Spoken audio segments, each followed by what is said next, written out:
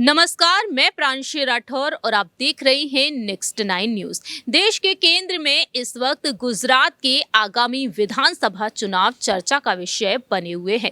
1 और 5 दिसंबर के दिन गुजरात में मतदान होने वाले हैं और 8 दिसंबर को नतीजे सामने आएंगे। लेकिन गुजरात के विधानसभा चुनाव से पहले सियासी समीकरण जिस तरीके से बनते हुए दिखाई दे रहे हैं, इन सियासी समीकरणों के बीच यहाँ पर बीजेपी यानी कि भारतीय जनता पार्टी, कांग्रेस और आम आदमी पार्टी प्रत्याशी के तौर पर जिस तरीके से मैदान में उतारती हुई नजर आ रही है अपने खेमे के नेताओं को। लेकिन यहाँ पर गौर किया जाए अलग अलग विधानसभा क्षेत्रों की तरफ, तो आखिरकार बीजेपी किस तरीके से यहाँ पर विधानसभा क्षेत्रों से प्रत्याशी के तौर पर किस नेता को उतारेगी, इस पर भी सभी की नजरें टिकी हुई है। इस वक्त चर्चा का विषय बने हुए है युवा नेता 29 वर्षीय हार्दिक पटेल। जी हाँ, हार्दिक पटेल जिन्होंने कांग्रेस पार्टी का दामन छोड़कर भारतीय जनता पार्टी का दामन थाम लिया। साल 2017 में जो चुनाव हुए थे, उन चुनाव के बाद से लेकर अब तक भारतीय जनता पार्टी में कांग्रेस से अब तक 35 से अधिक नेता शामिल हो चुके हैं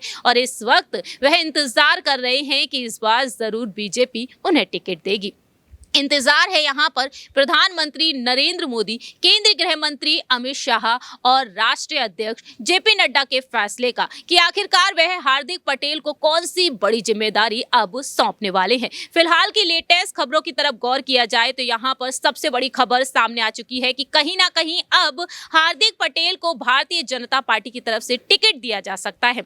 दरअसल आपको बता दें कि हार्दिक पटेल आखिरकार क्या कुछ चाहते हैं। गुजरात में कांग्रेस के प्रदेश अध्यक्ष के पद पर रहे और फायर ब्रांड नेता हार्दिक पटेल अब बीजेपी में क्या उम्मीदवार के तौर पर नजर आएंगे। बताया जा रहा है कि हार्दिक पटेल अहमदाबाद जिले के वीरम गांव की सीट से चुनाव मैदान में उतरना चाह रहे हैं।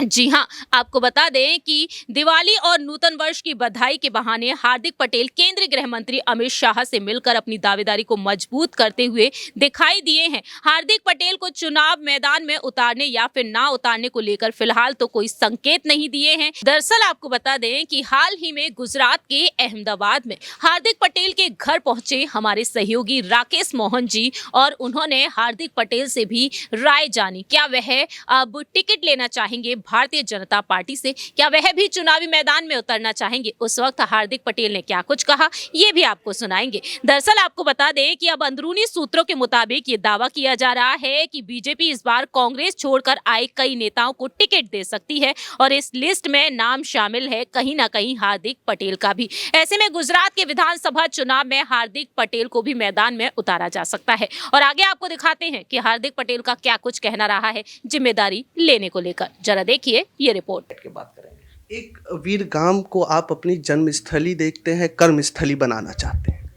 स्वाभाविक है कि यहाँ पर जन्मा हूँ, यहाँ पर पढ़ाई की है, यहाँ पर खेला हूँ और मर भी यहाँ जाऊँगा, राग भी यहाँ बनूंगा। तो स्वाभाविक है कि नेता तो बन चुका हूँ, तो अब इस भूमि के लिए काम करूँ, इसको बेहतर जगह बनाऊँ, इसको नई ऊंचाई पर पहुंचाऊँ और उसके लिए मुझे भरोसा है कि पार्टी टिकट देगी तो यहाँ की जनता हमें चुनाव जिता के गांधीनगर भेजेगी, तो यहाँ के लोगों के लिए काम करेगी। इसी से एक आखिरी सवाल लेना चाहेंगे आपसे। आप ही के साथ पाटीदार अनामत आंदोलन से 2 नेता और वरुण पटेल और चिराग पटेल निकले, वो भी दावेदारी यहाँ से कर रहे हैं वीरम गांव से।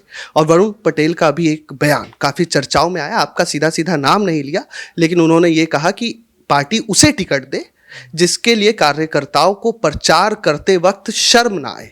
कैसे लेंगे आप इस बयान? हर किसी को कहीं पर भी जाके चुनाव लड़ने का अधिकार है, इसमें कोई चिंता का विषय नहीं है। टिकट मिलती है तो वो तो पार्टी तय करेगी ना, तो उसमें मेरा ये मानना कि इतना बौखलाहट करने की जरूरत नहीं है। क्या फिर उनको भी भरोसा है? कांग्रेस में कार्यकारी अध्यक्ष, बीजेपी में नेता, फर्क नहीं दिखता आपको? आप अगर पत्रकार हो और फिर आपको यहाँ भेजे ही नहीं किसी का इंटरव्यू लेने के लिए, तो क्या करोगे? रहोगे पत्रकार?